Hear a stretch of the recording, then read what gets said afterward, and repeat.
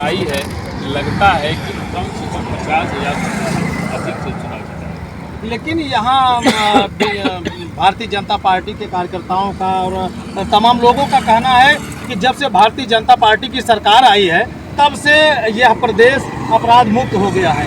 ऐसे में हमें ऐसी ही सरकार की ज़रूरत है। मैं समझता हूँ आपका चैनल भी इसका गवाह अपने आप में होगा। कोई दिन ऐसा नहीं जाता होगा कि जिसमें इकाई नहीं दहाई सैकड़ा की घटनाएं जो है जिस दिन न होती।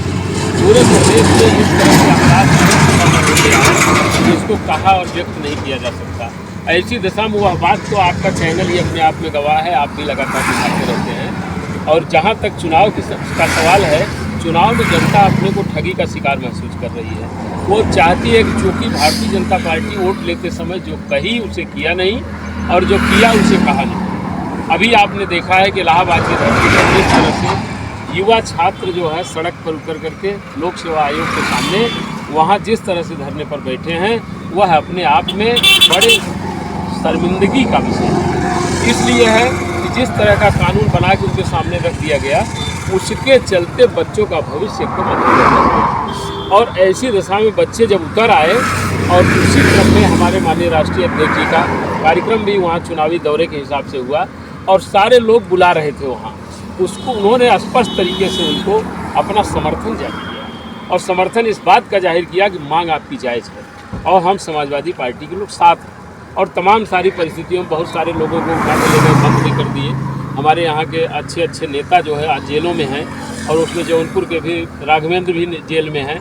तो ऐसी दशा में उन सारी परिस्थितियों का मूल्यांकन और आकलन करते हुए जनता ने मन बनाया है कि बोलपुर के चुनाव में हम समाजवादी पार्टी के प्रत्याशी, इंडिया गठबंधन के प्रत्याशी हम मुस्तफ़ा सिद्दीकी को जिताएंगे और ये साबित करेंगे कि पूरे प्रदेश की जनता अब प्रदेश और देश की सरकार को प्रदेश की सरकार को। नेताजी, उपचुनाव में समाजवादी पार्टी कितने सीटें जीत रही है? उपचुनाव में 9 की 9 सीटें। जिस तरह से पीडीए गठबंधन का स्वरूप है उसमें तमाम सारे लोग, वो सारे लोग जो पीडीए का समर्थन करने वाले हैं, वो सारे के सारे लोग इकट्ठा होकर सारी सीटों को जिताने जा रहे हैं। सारी सीटें?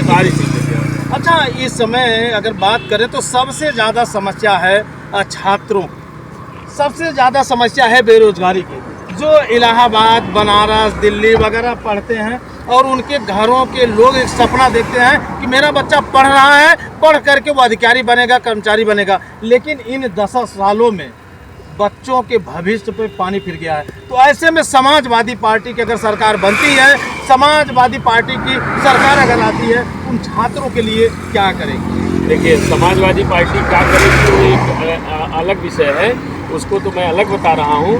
लेकिन ये जान लीजिए कि मौजूदा परिस्थिति पैदा करने में प्रदेश की सरकार का विशेष योगदान है। जिस तरह से कि भारतीय जनता पार्टी की सरकार अपने चुनाव में वादा कर दिया कि हमको अपना साथ दे दो, हम 2 करोड़ लोगों को हर साल नौकरी देंगे, 15-15 लाख रुपया खाते में देंगे, किसानों की उपज का उनका दोगुना मूल्य दिलाने का काम करेंगे। वहीं 20 साल 22 साल का नौजवान जब मतदाता होने के बाद इस सरकार को चुन दिया, तो चुनने के बाद आज उसकी उम्र हो गई है 32 साल, 34 साल।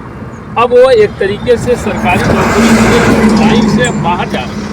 ये स्थिति पैदा करने का काम ये देश और प्रदेश की वैसी हुई सरकार ने। और जहाँ तक समाजवादी पार्टी का विषय था, समाजवादी पार्टी का नेतृत्व उसने कहा कि पढ़े लिखे शिक्षित बेरोजगार नौजवानों को रोजगार चाहिए और जब रोजगार नहीं होगा तो उन्हें बेरोजगारी का भत्ता चाहिए।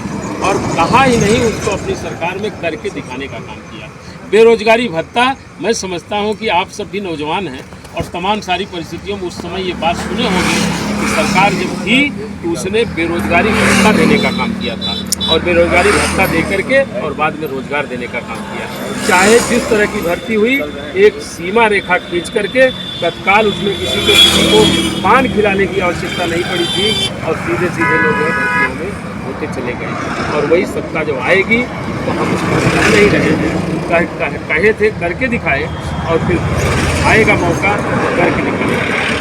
कहीं नेताजी अब 5 किलो वाला राशन मुद्दा तो तख्ता पलट तो नहीं साबित करेगा? नहीं, इसलिए नहीं साबित करेगा कि हमको 5 किलो राशन दे के हमें क्या बनाना चाहते हैं। हमें नौकरी चाहिए, हमें काम चाहिए, हमें वो चाहिए, हमको 5 किलो का राशन नहीं चाहिए। इस तरह से आप बताइए, 10 साल की सरकार है और ये कहती फिर रही है कि हम लोगों को बताइए, देश की जनसंख्या और 80-90 करोड़ लोग जो है वो राशन के नहीं चल रहे हैं। आप बताइए देश की स्थिति कहाँ जा रही है। तो उन सारी परिस्थितियों का ध्यान देने के बाद सरकार अपने कथनी करनी में जिसमें कोई एकरूपता नहीं है, ऐसी दशा में वो विफल है और जनता आप बदलाव चाहती है। कैसा बदलाव का नज़ारा आप देखना चाहते हैं? हम बदलाव का नज़ारा देखना चाहते हैं। प्रदेश से सरकार हट जाएगी। देश की सरकार एक तरीके से जनता ने इनकारी दिया। देश की सरकार बैसाखी के सहारे चल रही है और कब तक बैसाखी टिकी रहेगी ये तो इसके बारे में तो मैं नहीं कह सकता। तो ऐसी दशा में अब बदलाव तो जनता चाह रही है, उसको दिखाया और आगे दिखाने जा रही है और 27 में भी एक तरीके से सरकार को हटा करके ही हट जाएगी।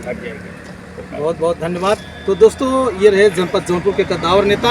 और अब आपको बता दें कि इस समय जो है विधानसभा का उपचुनाव चल रहा है और ऐसे में अब तमाम पार्टियों के प्रत्याशी अपने जोर आजमाइश कर रहे हैं। और जाते जाते एक सवाल और कर लें आपसे। जैसे आज आप फूलपुर में हैं, इसी के 12 दिन पहले एक जनपद जौनपुर में घटना घट जाती थी तो तमाम लोग वहां पे आए, लेकिन समाजवादी पार्टी के लोग बहुत कम ही गए। उस पर क्या कहना चाहेंगे? अनुराग यादव हत्याकांड में हम सब लोग गए, हम भी गए, मौके पर गए, उनके परिवार से मिले, भाई से मिले, उनके वकील से मिले, उनके हर लोगों से मिल के हर संभव मदद के लिए हम लोग उनको आश्वस्त किए हैं और उसके आधार पर हम कार्यवाही कर रहे हैं। सजा मिले, पीड़ित व्यक्ति को न्याय मिले, उसमें हम लोग अपनी बात रख के आए हैं। हमारा समाजवादी पूरा परिवार पीड़ित व्यक्ति की तरफ। बहुत बहुत धन्यवाद। तो दोस्तों, जो है वीडियो देख करके आप अपनी प्रतिक्रिया जरूर दीजिएगा। सरकार में परिवर्तन होगा या जो है सोच में परिवर्तन होगा, बाकी आपकी क्या राय है कमेंट करके आप जरूर बताइएगा। मिलते हैं किसी नेक्स्ट कमेंट। तब तक के लिए जय हिंद।